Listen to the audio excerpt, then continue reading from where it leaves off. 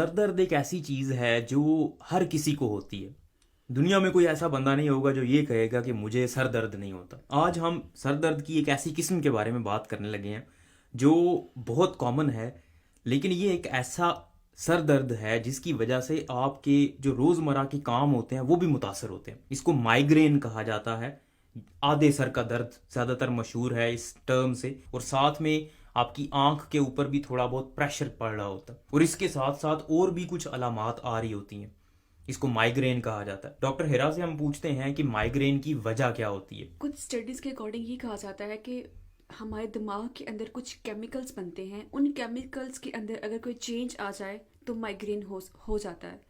इसके अलावा जिन लोगों में फैमिली हिस्ट्री है, लाइक अगर आपके पेरेंट्स में ये मसला है, आपके बहन भाई को माइग्रेन है, तो आपके अंदर माइग्रेन हो सकता है। या वो लोग जो बहुत स्ट्रेस लेते हैं, डिप्रेशन का शिकार होते हैं, उनके अंदर माइग्रेन बहुत कॉमन होता है। जो माइग्रेन है इसकी कोई एज सच वजह मालूम नहीं है। जैसे ज़ुकाम है तो ज़ुकाम का पता होता है एलर्जी हो गई है, या फिर वायरस ने इन्फेक्शन कर दिया है, या बैक्टीरिया ने गला ख़राब कर दिया, उसकी वजह से ये ज़ुकाम हो रहा है। लेकिन माइग्रेन की कोई एज सच वजह नहीं है। हाँ, कुछ केमिकल चेंजेस होते हैं, लेकिन क्यों होते हैं ये अभी तक पता नहीं है कि किस वजह से होते हैं। लेकिन इसके कुछ ट्रिगर फैक्टर्स हैं, मतलब कुछ ऐसी चीज़ें हमें पता हैं जिनकी वजह से आपको माइग्रेन का अटैक होगा। माइग्रेन जो है वो अटैक्स की फॉर्म में होता है। ऐसा नहीं कि एक दफ़ा हुआ ख़त्म हो गया। जिस बंदे को माइग्रेन होता है, आधे सर का दर्द होता है, उसको एक दफ़ा नहीं होगा, उसको बार बार ये अटैक होता रहता है। हाँ, और ये यूजुअली 2-3 घंटे से स्टार्ट होके 3-4 दिन तक रहता है, या इससे कम भी हो सकता है। बिल्कुल। और एक महीने में 2-3 दफ़ा भी हो सकता है, इससे ज़्यादा भी हो सकता है। ठीक है, इसके जो ट्रिगर्स फैक्टर की हम बात करें तो कुछ लोग ऐसे हैं जिनसे शोर बर्दाश्त नहीं होता। कुछ लोग ऐसे हैं जो फ़ोन बहुत ज़्यादा देर इस्तेमाल करें या लैपटॉप की स्क्रीन पे बैठे रहें तो उनको हेडेक होना शुरू हो जाता है। कुछ लोग ऐसे हैं जो खाना स्किप करें, उनको हो जाता है। कुछ लोग जो डेली बहुत ज़्यादा चाय पीते हैं, अगर बीच में चाय छोड़ दें तो उनको हेडेक स्टार्ट हो जाता है, माइग्रेन स्टार्ट हो जाता है। बिल्कुल, मतलब कि आपने जिस भी बंदे को ये सर दर्द होता है और एपिसोडिक है, मतलब आपको लग रहा है कि हर महीने में 2 दफ़ा 3 दफ़ा इस तरह का सर दर्द हो रहा है, तो हो सकता है कि ये माइग्रेन हो। अब आपने क्या करना है, आपने ये देखना है कि किस वजह से होता है, आपका ट्रिगर फैक्टर क्या है। वो जिस तरह हिरा ने बताया कि अगर आप चाय रेगुलर पीते हैं और अगर चाय स्किप करते हैं तो उसकी वजह से हो सकता है। बाज़ औक़ात चाय ज़्यादा पीने से या कॉफ़ी ज़्यादा पीने से हो जाता है। बाज़ औक़ात आप खाना स्किप कर देते हैं, अपना खाना नहीं खाते टाइम पे, उसकी वजह से हो जाता है। बाज़ औक़ात वो लोग जिनको आदत होती है घर से बाहर जाने की डेली, लेकिन अगर वो बीच में नहीं जाते, ठीक है, या कुछ लोग जो डेली एक्सरसाइज करते हैं या बीच में छोड़ देते हैं तो उनको भी ये स्टार्ट हो सकता है। बिल्कुल, वर्जिश आप ना करें उससे हो जाता है। अगर आपको स्ट्रेसफुल सिचुएशन का सामना करना पड़ जाए, आप किसी वजह से परेशान है, उसकी वजह से हो जाता है। नींद आपकी पूरी ना हो, उसकी वजह से आपको ये हो सकता है। हाँ, जैसे आप एनएचएस में जिनकी नई जॉब शुरू होती है उनको इतना स्ट्रेस होता है कि उनको भी माइग्रेन स्टार्ट हो सकता है। हाँ, हिरा की एनएचएस में पहली जॉब है और इसको दोबारा से जो है वो शुरू हो गया। इसको पहले भी आते थे माइग्रेन के, थोड़े बहुत अटैक्स होते थे। और एक चीज़ मैं आपको एक्सपीरियंस से बता रहा हूँ कि माइग्रेन में मूड बहुत ख़राब होता है हाँ, आपका। कुछ लोगों को बहुत थकावट महसूस होती है और कुछ लोगों का मूड मूड, चिड़चिड़े हो जाते हैं। हाँ, कभी चिड़चिड़े हो जाते हैं और कभी खाना खुश। टाइम पे नहीं बनता फिर। हाँ। अच्छा, एक चीज़ जो बहुत इम्पोर्टेंट है माइग्रेन में, वो है माइग्रेन विद ऑरा। ऑरा अलामात का एक मजमूआ होता है जो यूजुअली जब सर दर्द शुरू होने लगता है उससे कुछ देर पहले आपको आता है। वो अलामात आती हैं जिससे आपको अंदाज़ा हो जाता है कि अब सर दर्द होना शुरू हो जाएगा। उसे ऑरा कहते हैं। अब ऑरा की क्या अलामात होती हैं, हर बंदे में मुख्तलिफ होती हैं, लेकिन कुछ अलामात आपको हम बता देते हैं कि ऑरा, ये इस तरह की अलामात से आपको पता चलता है कि अगर ये अलामात आ रही हैं तो अब सर दर्द शुरू हो जाएगा। तो हिरा बताएंगी कि वो आरा की कौन सी अलामात होती हैं। डिफरेंट होता है। कुछ लोगों को आंखों के आगे छोटे छोटे कीड़े नजर आना शुरू हो जाते हाँ, हैं, कुछ को बिल्कुल। ब्लैक स्पॉट्स नजर आना शुरू हो जाते हैं, हाँ, कुछ लोगों को गर्दन में इतना सवियर दर्द होता है, कुछ लोगों को नौजिया होना शुरू हो जाता है। हाँ, ये बिल्कुल। वेरी करता है। कुछ लोगों में टिंगलिंग सेंसेशन, सुइयां हाँ, चुभना शुरू हो जाती है बॉडी हाथों में। में, पाँव में, बाजुकात आपके, आपको बोलने में मुश्किल हो जाती है। बाजुकात आपकी स्पीच जो है, मतलब बोला नहीं जाता आपसे, आप स्लर्ड स्पीच हो जाती है आपकी। और चेहरे पे जो है वो आपको ऐसे लगता है जैसे एक साइड मफलूज हो गई है या सुइयां चुभना शुरू हो गई हैं। अब यहाँ पे एक बहुत इंपॉर्टेंट चीज़ है, वो ये है कि इस तरह की अलामात बाज़ औक़ात फालज में भी आती हैं। अगर आपको पहले कभी इस तरह की अलामात नहीं आई और आपको लग रहा है कि ये माइग्रेन नहीं है, ये आधे सर का दर्द नहीं है, तो आपको फौरी तौर पे हॉस्पिटल जाना चाहिए, क्योंकि ये फालज का भी हो सकता है। फालज ऐसा नहीं है कि बाजू और टांग काम नहीं कर रही तो सिर्फ वही फालज होगा। फालज में अगर आपसे बात ठीक तरह से नहीं हो रही, बोलने में मुश्किल आ रही है, चेहरे पे थोड़ा सा आपको लग रहा है कि एक साइड से नीचे आ गया, तो ये भी फालज की एक टाइप हो सकती है। इसलिए अगर आपको ये नई अलामात आएँ, फौरी तौर पे आपको हॉस्पिटल में जाना ये बहुत ज़रूरी है। अब हेरा ये बताएं कि जब किसी को माइग्रेन हो गया है या उसको ऑरा आया, मतलब वो अलामात आ रही हैं, उसको लाइट थोड़ी बहुत ऐसे नज़र आना शुरू हो गई, अब पता चल गया कि अब मुझे जो है ना वो सर दर्द होने लगे, तो वो क्या कर सकता है, उसको कौन सी दवाई लेनी चाहिए? बहुत ज़रूरी है कि सबसे पहले अगर आपको लगता है, क्योंकि लोगों को लगना शुरू हो जाता है कि अब उनको माइग्रेन स्टार्ट होने वाला है, तो कोशिश करें कि किसी अंधेरे वाले कमरे में प्रेफर करें, वहाँ पे चले जाएं जहाँ पे लाइट्स ना हो, डिस्टर्बेंस ना हो, शोर ना हो।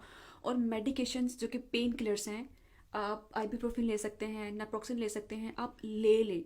वेट ना करें कि हेडेक स्टार्ट होगा फिर आप लेंगे, नहीं, ऐसा नहीं करना है, बल्कि आपने हेडेक स्टार्ट होने से पहले ही ले लेना है। या आप सॉल्युबल मेडिकेशंस होती हैं जिनको पानी में, कुछ लोग डिस्प्रीन को या कोई पेन किलर्स पैरास्टामोल वगैरह पानी में डाल के इस्तेमाल करते हैं, तो वो भी आप इस्तेमाल कर सकते हैं क्योंकि उनका इफेक्ट जल्दी होगा। बिल्कुल ऐसा ही है। और ये बहुत अच्छी बात की है कि आपने इंतज़ार नहीं करना कि सर दर्द थोड़ा सा ज़्यादा होगा तो फिर मैंने गोली लेनी है, उससे पहले नहीं लेनी। क्योंकि अगर एक दफ़ा ये फुल फ्लैज डेवलप हो गया, उसके बाद हो सकता है आपको वो छोटी मोटी गोलियों से आराम ही ना आए। इसलिए फौरी तौर पे जो ही आपको लगे कि सर दर्द होने लगा है, ये शुरू हो गया, फौरी तौर पे आप वो गोलियां इस्तेमाल कर लें। आप पेन किलर ले लें अच्छी सी, कोई स्ट्रॉन्ग सी, और साथ आप एंटी एमेटिक्स ले लें, ठीक है। एंटी सिकनेस मेडिकेशंस बड़ी आसानी से मिल जाती हैं, वो भी आप ले लें। अगर आपको नोजिया नहीं है, वॉमिटिंग नहीं है, लेकिन आप पेन किलर और एंटी सिकनेस मेडिकेशंस दोनों ले सकते हैं, ये दोनों बहुत इफेक्टिव होंगी, ठीक है। बिल्कुल ऐसा ही है। अब बात करते हैं कि इसकी प्रिवेंटिव मेजर्स क्या हैं।